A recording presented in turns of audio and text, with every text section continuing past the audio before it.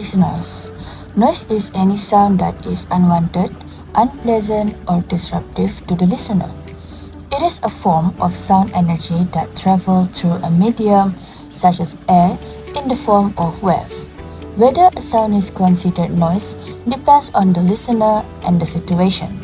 For example, loud music may enjoyable to one person but disturbing to another, because unwanted sound can interfere with comfort and communication.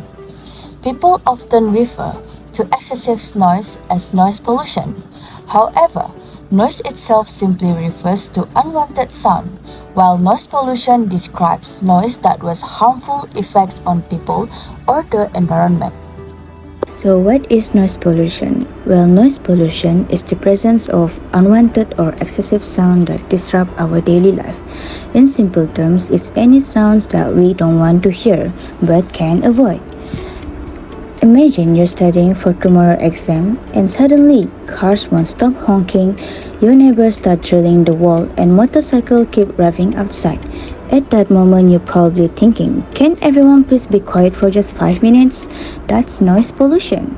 Unlike air pollution, we can't see noise pollution, but we definitely hear it. Common sources include road traffic, construction site, aircraft, trains, loud music, and even crowded public places. While this sound may seem normal, constant exposure to high noise level can have serious effects on our health.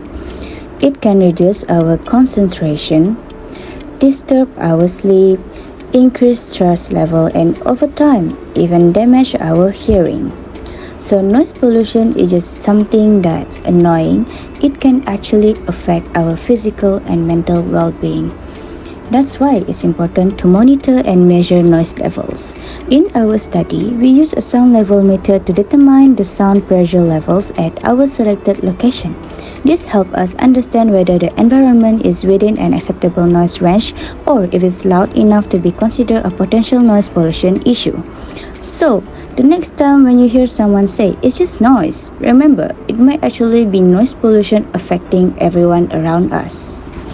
So, for this assignment, our group specifically selected this area closest to the main gate of UiTM Cawangan Sarawak Campus Samarahan 1, which is also located near the campus mosque.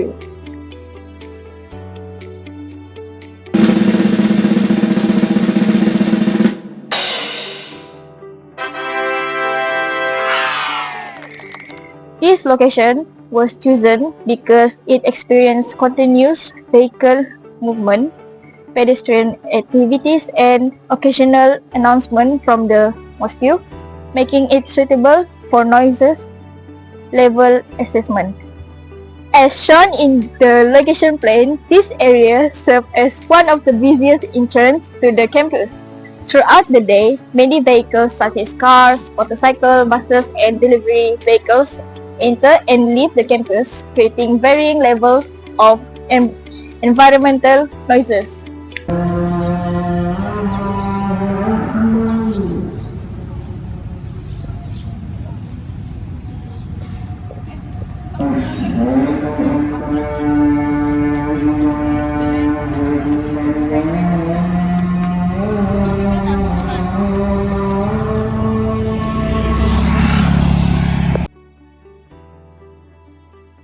So the objective of these studies are as follows. So firstly is to identify the factors that influence the environmental noise levels at the selected location.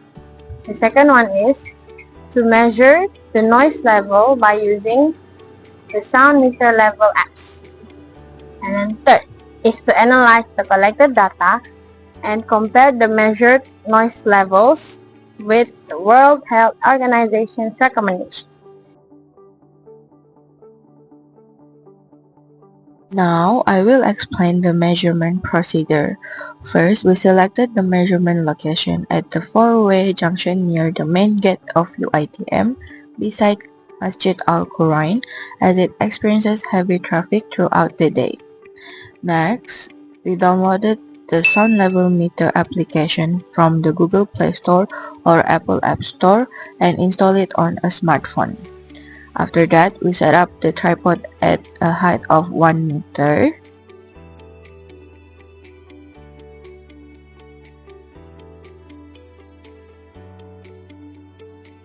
Then we securely mounted the smartphone on the tripod to ensure stable and consistent measurements and opened the sound level meter application and started the measurement.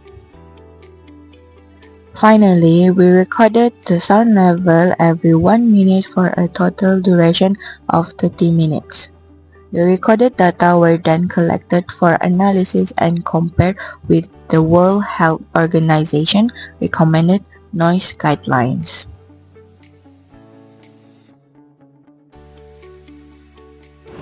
I will be taking you through our sound pressure level data collected between 2 p.m. and 2:30 p.m. as visualized in both our data table and the corresponding line graph. If we look at the overall, the noise levels fluctuated initially before entering a steady, continuous upward climbs as environmental activity around the site increased. Let's look closer at the two most significant data points from this session. For the lowest reading, it occurred right at the beginning of the session, specifically from 2:03 to 2:04 p.m. Here, the SPL dropped to its lowest point of 54.30 decibels. According to our log, this perfectly matches our remarks, noting calm and quiet surroundings, with minimal environmental noise. As for the highest reading, our peak noise levels reached 58.80 decibels, which occurred towards the end of the window between 2:26 and 2:28 p.m. This maximum reading was directly driven by heavier traffic, specifically a log of several cars and a few lorries passing by. For your guys' information, it is crucial to analyze how the localized weather conditions may have influenced our sound level readings. Based on the past weather data for Kota Samarhan on Friday 26 June, we look specifically at the 2 p.m. to 2:30 p.m. window when our case study was active. For the temperatures and conditions, the weather was partly cloudy, but remaining peak afternoon heat at a steady 33 degrees Celsius, with the humidity levels holding at 63%. And as for the wind speed, at the beginning of our session, at 2 p.m., the wind speed was moving at 11 kilometers per hour, coming from the southeast. By 2:30 p.m., it dropped slightly to 9 kilometers per hour. So, in conclusion, the graph clearly demonstrates how closely the sound pressure levels correlate with real-world activity, starting quietly in a calm environment and steadily climbing by over 4 decibels as vehicle traffic and pedestrian movement pick up near the conducted area. Overall, when we compare our results with the World Health Organization's recommended daytime outdoor noise limit, which is of 55 decibels, we can see that our lowest reading of 54.30 decibels was below the guideline, while our highest reading of 58.80 decibels was only slightly above it. This shows that the noise level at the site was generally acceptable, with the brief increase mainly caused by passing cars and lorries. In conclusion, our study successfully measured the environmental noise at our selected location, which is using the sound level meter application in the smartphone. Based on our observation, the main sources of noise were vehicles entering and leaving the campus, including cars, motorcycles, and buses. We also found that there's a few pedestrian passers-by, and teammates talking out loud contributed at the overall environmental noise level. The measured sound level changed throughout the measurement period depending on the traffic volume and surrounding activities. This shows that environmental noise is not constant and can vary according to the condition at the location. Overall, this study helped us understand how environmental noise can be measured and analyzed using simple equipment. It also showed the importance of monitoring noise level to create a safer, healthier, and more comfortable environment for everyone on the campus.